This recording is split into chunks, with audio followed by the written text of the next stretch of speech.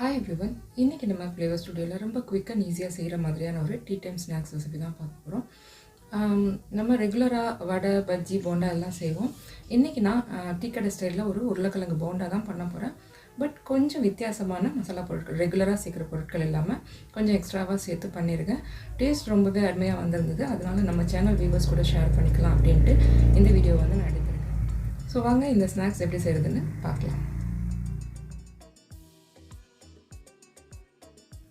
முதல்ல ஒரு ஈரமில்லாத mixie jar எடுத்துகிட்டு அதில் 1 டீஸ்பூன் அளவு மல்லி சேர்த்துக்கோங்க, 1 டீஸ்பூன் அளவு சோம்பு, பெருஞ்சீரகம்னு சொல்லுவாங்க, அப்புறம் 1/2 டீஸ்பூன் அளவு துவரம் பருப்பு, 2 பல்லு பூண்டு தோல் எடுக்காமல் சேர்த்துக்கோங்க, நல்லா கழுவிட்டு, கொஞ்சமாக கருவேப்பிலை ஒரு 2 கொத்து மாதிரி எடுத்துக்கோங்க,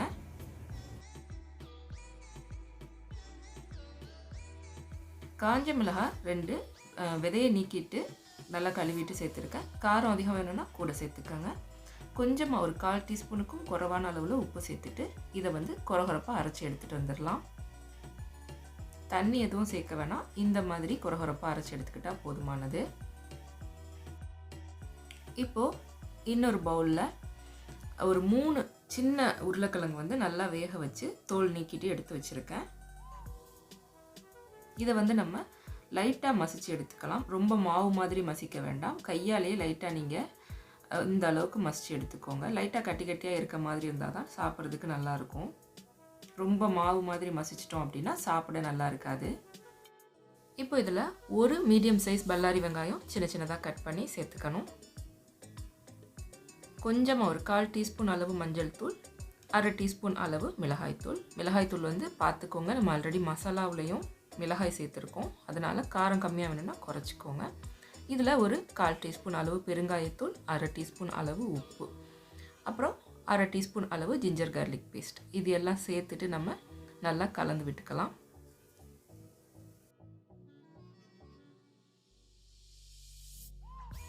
இந்த மாதிரி நல்லா மசாலா பொருட்களை கலந்துட்டு சின்ன சின்ன லெமன் சைஸ் உருண்டைகளாக நம்ம வந்து இதை உருட்டி எடுத்துக்கலாம். நம்ம ரெகுலராக உருளைக்கிழங்கு போண்டாக்கு செய்கிற மாதிரி தான் இந்த மாதிரி உருட்டி எடுத்துக்கோங்க.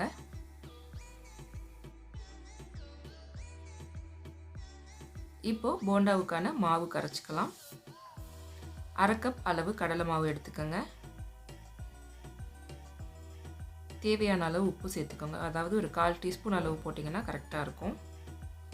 1/2 டீஸ்பூன் அளவு மிளகாய்த்தூள், ஜஸ்ட்டு கலருக்காக தான் நான் இதில் சேர்க்குறேன்.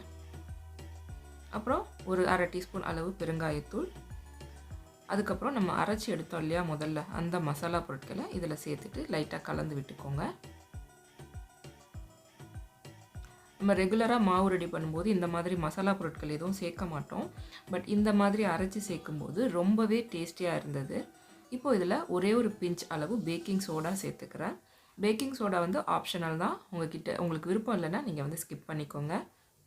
இப்போ இதில் கொஞ்சமாக ஒரு டேபிள் ஸ்பூன் அளவு ஆயிலும் நம்ம சேர்த்து நல்லா கலந்து விட்டுக்கலாம். மாவில் வந்து ஆயில் சேர்க்கும்போது நல்ல ஒரு கிறிஸ்பினஸ் கிடைக்கும் போண்டாவுக்கு. இப்போது இதில் ஒரு 2 டேபிள் ஸ்பூன் அளவு இட்லி மாவு, அதாவது ரொம்ப புளிக்காத இட்லி மாவு நம்ம சேர்த்துக்கணும். 2 டேபிள் ஸ்பூன் அப்படிங்கிறது 1/4 கப் இருந்தது, அதிகமாக சேர்க்க வேண்டாம். ஜஸ்ட் ஒரு 2 டேபிள் ஸ்பூன்லேருந்து 3 டேபிள் ஸ்பூன் வரைக்கும் சேர்த்துட்டு மீதி தண்ணி சேர்த்து நல்லா நம்ம எப்போதும் ஒரு போண்டாவுக்கு எந்த மாதிரி பதத்தில் கரைப்போமோ அந்த மாதிரி மாவை வந்து கரைச்சி எடுத்துக்கணும். ரொம்ப தண்ணியாகிடக்கூடாது, ரொம்ப திக்காகவும் இருக்கக்கூடாது, மீடியம் கன்சிஸ்டன்சியாக இருந்தால் தான் உங்களுக்கு வந்து அந்த போண்டாவில் வந்து மாவு நல்லா ஒட்டிட்டு பொரிக்கும்போது சாப்பிட்றதுக்கு நல்லாயிருக்கும்.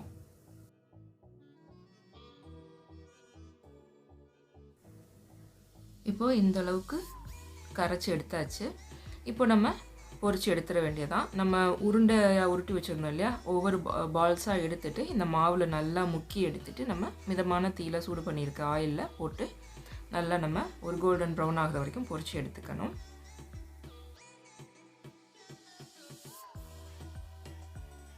இப்போ இதை ஒன்று ஒன்றா எண்ணெயில் சேர்த்து நம்ம பொரிச்சு எடுத்துக்கலாம். உங்களுக்கு வந்து டீப் ஃப்ரை பண்ண வேணாம் அப்படின்னு நினச்சிங்கன்னா இதே மெத்தடில் ரெடி பண்ணிவிட்டு குழிப்பணியார பாத்திரம் இருக்குல்ல, அதில் கொஞ்சமாக நெய்யோ எண்ணெயோ விட்டுட்டு நீங்கள் கூட பொரிச்சு எடுத்துக்கலாம். ஏன்னா இது வேகிறதுக்கு அதிக நேரம் எடுக்காது. உருளைக்கிழங்கு ஆல்ரெடி நல்லா வெந்துடுச்சு. ஜஸ்ட்டு நம்ம வெளியில் கோட் பண்ணுற மாவு வேகிறதுக்கான டைம் மட்டும்தான். ஸோ வந்து நீங்கள் அந்த மாதிரி கூட பண்ணிக்கலாம். இப்போது நல்லா 2 பக்கமும் கலர் சேஞ்ச் ஆகிற வரைக்கும் நம்ம 2 பக்கமும் திருப்பி விட்டு வேக வச்சு எடுத்துக்கணும். டீ டைமில் சாப்பிட்றதுக்கு ரொம்பவே சுலபமான டேஸ்டியான ஒரு ஸ்நாக்ஸ் ரெசிபி இது. கட்டாயம் நீங்களும் ட்ரை பண்ணி பார்த்துட்டு உங்களோட ஃபீட்பேக்கை மறக்காமல் கமெண்ட் செக்ஷனில் கூட ஷேர் பண்ணிக்கோங்க. இந்த வீடியோ பிடிச்சிருந்ததுன்னா லைக் பண்ணிவிட்டு உங்கள் ஃப்ரெண்ட்ஸ் அண்ட் ஃபேமிலி கூட ஷேர் பண்ணிக்கோங்க. இதே மாதிரி ஈஸியான டேஸ்டியான ரெசிபீஸ்க்கு நம்ம ஃப்ளேவர் ஸ்டுடியோ சேனலை சப்ஸ்கிரைப் பண்ணிக்கோங்க. சீக்கிரமே உங்களை நான் அடுத்த வீடியோவில் சந்திக்கிறேன். தேங்க்ஸ் ஃபார் வாட்சிங்.